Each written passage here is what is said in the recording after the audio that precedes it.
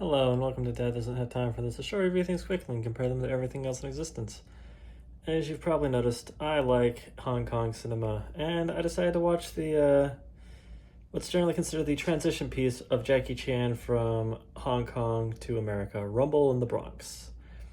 And I had a lot of fun with this. I finally tracked down a copy of the extended Hong Kong cut, and it was interesting to see. So, as you're probably aware, it's a story of Jackie Chan going to the Bronx and finding a bunch of gangbangers. And I really find it enjoyable, Hong Kong's depiction of America, because this movie is very much what Asia thought New York was like in the mid 90s, I believe. And it's very telling. It's so just it's fascinating, really. And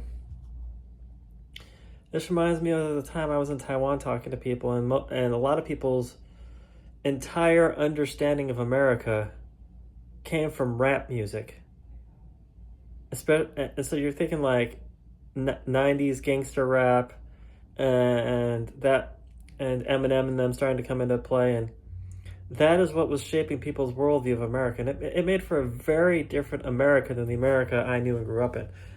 And it was just a really interesting time to be in Asia and just seeing how America was perceived in every way, shape, and form. And I kind of found it hilarious, and it was really enjoyable. Some of the interesting differences, aside from the fact that this movie's like 15 minutes longer than the cut most of you have probably seen. Apparently, the girlfriend, it's been a long time, so apparently the girlfriend mentioned in the extended cut isn't even mentioned in the US theatrical cut. His dad dying from gang violence isn't mentioned in the US theatrical cut. And normally, I'm not a fan of cuts made to these movies, but those plot-based cuts, especially the one with the girlfriend, make things flow a lot better, and he doesn't come off quite as douchey, because he's clearly hitting on both women in the movie. He gets with one of them, and it's just it works better not having a girlfriend that he's cheating on going through this movie. It makes him appear as more of a hero. And I as much as it pains me to say, I kind of think I may prefer the direction of the US version of this movie. This is possibly the only Jackie Chan movie where I will ever say that, as I've slowly been rewatching a bunch of Jackie Chan movies. Every other time, the extended original cut's been better. So, but these few minor changes actually affect the characterization of Jackie Chan's character. So, I think it's better not to have a girlfriend cheating on thing.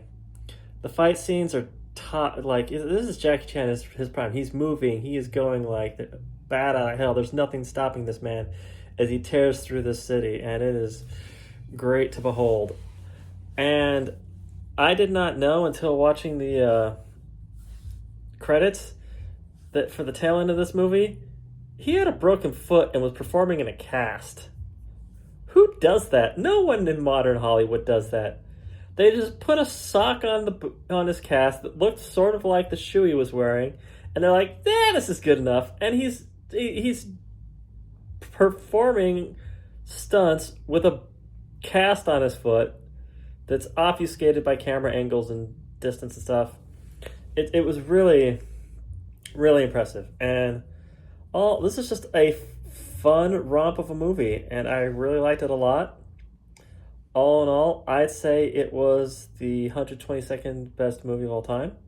I had a lot of fun with this, and I'm sure you will too. Check out Jackie Chan. I really wish these 90 movies would get cleaned up, re-released in a better fashion, like the 80s and 70s films have been recently. And who knows what the future will hold, but all in all, Rumble in the Bronx was a great time, and I hope you enjoy it too. Have a great day. Bye.